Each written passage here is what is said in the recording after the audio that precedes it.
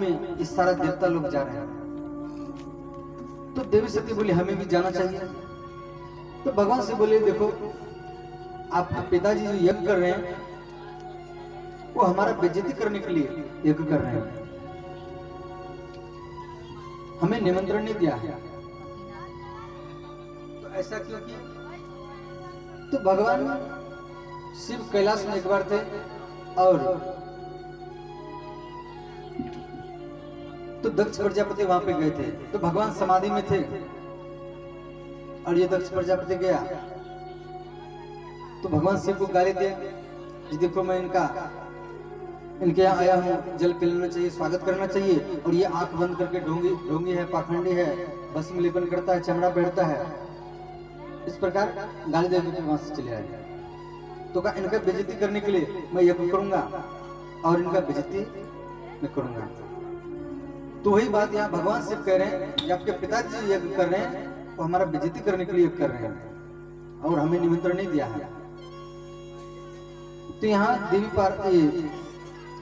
देवी सती बोली है कि हे नाथ, बेटी पिता के पास में बिना निमंत्रण में जा सकती है, पत्नी पति के पास में बिना निमंत्रण में जा सकती है, शिष्य गुरु के पास में बिना निमंत्रण में जा सकते हैं, मित्र के पास में बिना निमंत्रण में जा सकते हैं। तो भगवान शिव बोल रहे हैं आप जो कह रहे हैं वो ठीक बात है, परंतु वहां तभी जाना चाहिए, जाने के बाद में सम्मान हो, प्रतिष्ठा हो, तभी वहां पे जाना चाहिए।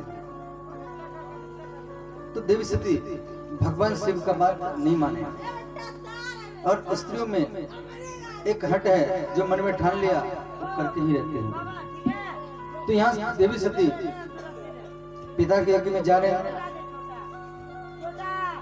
और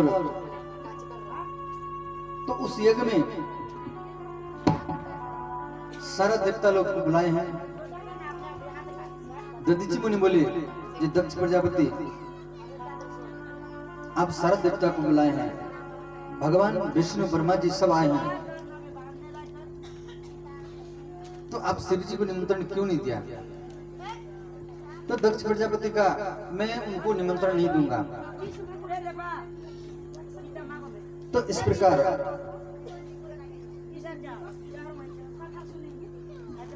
तो भगवान विष्णु बोले, तो दधीचि मुनि और ब्रह्मा और विष्णु बोले हे वैकुंठनाथ, हे गुरुदेव, आप इस शिव जी को बुला करके लाइए, जैसे आप खुश हैं आपसे वो जल्दी प्रसन्न हो जाते हैं। तो कोई दधीचि मुनि का बात नहीं माने और दधीचि मुनि यज्ञ को छोड़ करके चले गए। तो जिस यज्ञ में कुंटल का कुंटल घी जलाया जा रहा हो, लकड़ी जलाया जा रहा हो और वो यज्ञ का उद्देश्य गलत है, तो वो यज्ञ कभी भी सफल माना नहीं जाएगा, वो यज्ञ अधूरा माना जाएगा। जिस यज्ञ का उद्देश्य गलत है वो यज्ञ में कितना भी रुपया लगाया जाए, कितना भी घी जलाया जाए, लकड़ी जलाया जाए, वो यज्ञ सफल नहीं हो सकता है, वो यज्ञ अधूरा माना जाता है जिस यज्ञ का उद्देश्य गलत है। तो वही बात यहाँ पे दधीचि मुनि कहे हैं।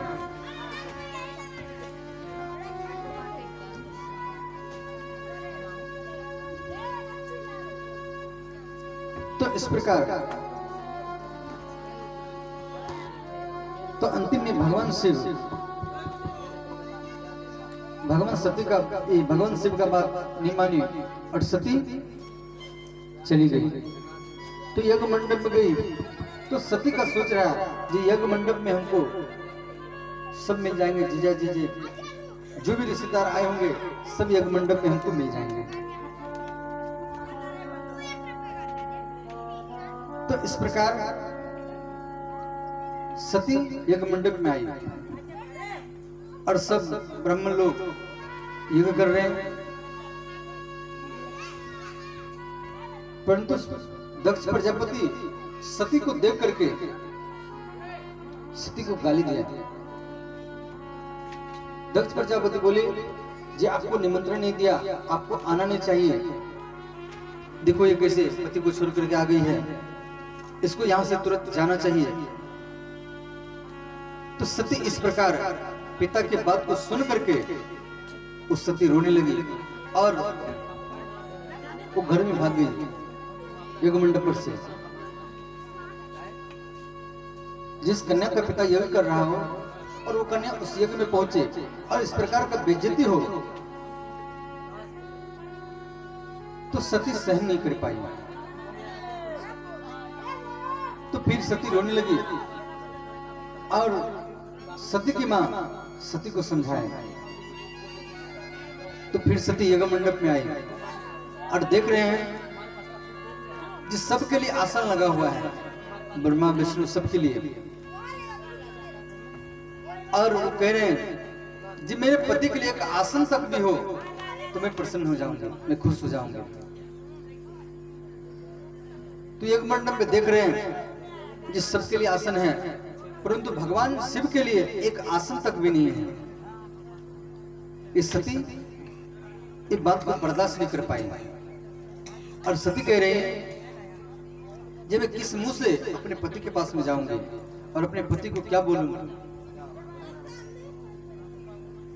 उस सती वो यज्ञ मंडप में हवन कुंड में अपने हवन कुंड में कूद गई और अपने शरीर को जला दिया।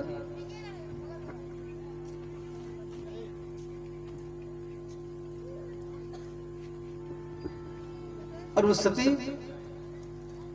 यज्ञ कुंड में कूद करके अपने शरीर को जला दिया और सारा यज्ञ मंडप में हाहाकार मच गया।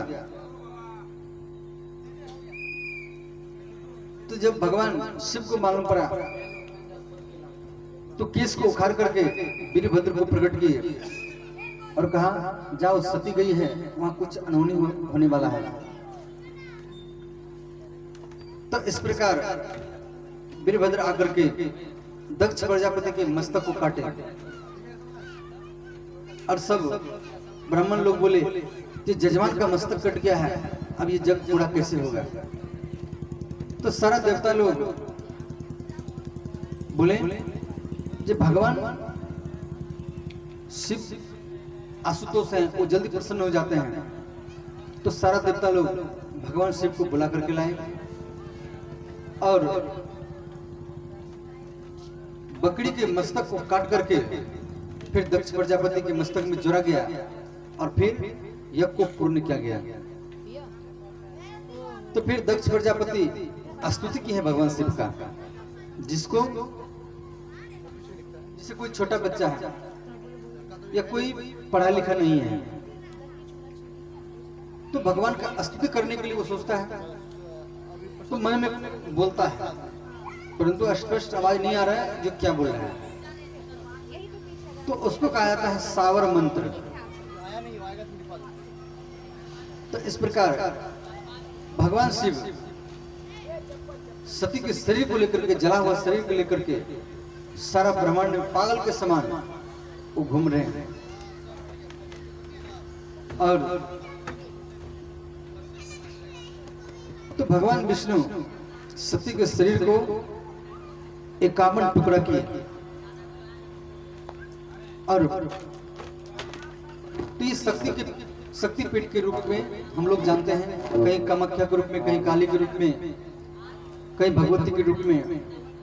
51 शक्तिपीठ जहां जगह गिरा वहां पर ये शक्तिपीठ बना। तो सती का इतना याद किए भगवान शिव, इनका मन नहीं लगा और हरदम सती का याद करते थे। तो इधर भगवती सती शिव जी को देख करके मेरे पति मेरे याद में विरह में पागल के समान सारा ब्रह्मांड में मेरे शरीर को लेकर के घूम रहे हैं और इनको मैं कैसे प्राप्त करूंगी। तो देवी सती फिर दूसरी बार हिमालय के पुत्री के रूप में जन्म लिया। तो नाम पड़ा पर्वत की बेटी, तो नाम पड़ा पार्वती। पूरी श्री पार्वती महारानी की जय। तो देवी पार्वती श्री नारद जी के कहने पर तपस्या करने के लिए गई, निर्णय किया तो ब्रह्मचर्य में रही तो नाम पड़ा ब्रह्मचारिणी, तपस्या की तो नाम पड़ा तपस्विनी। और तो फिर पति को पाने के लिए ये बहुत बड़ा कठोर तपस्या की है। तो अंतिम में इसके अंदर में भगवान शिव के मन में वैराग आ गया और इसके अंदर में कोई इच्छा अब नहीं रहा जो हम विवाह करेंगे, और अपने मंत्र को नियंत्रित करके वो राम जी की कथा में सुनने में लगा दिया और समाधि में आ गए। तो भगवान शिव तपस्या कर रहे हैं, तो शिव जी के सामने भगवान राम प्रकट हुए। बोलिए राजा रामचंद्र भगवान की जय। तो भगवान शिव जी के सामने प्रकट हुए। तो भगवान शिव बोले, भगवान राम बोले, जय भोलेनाथ, मैं आपको वर देने के लिए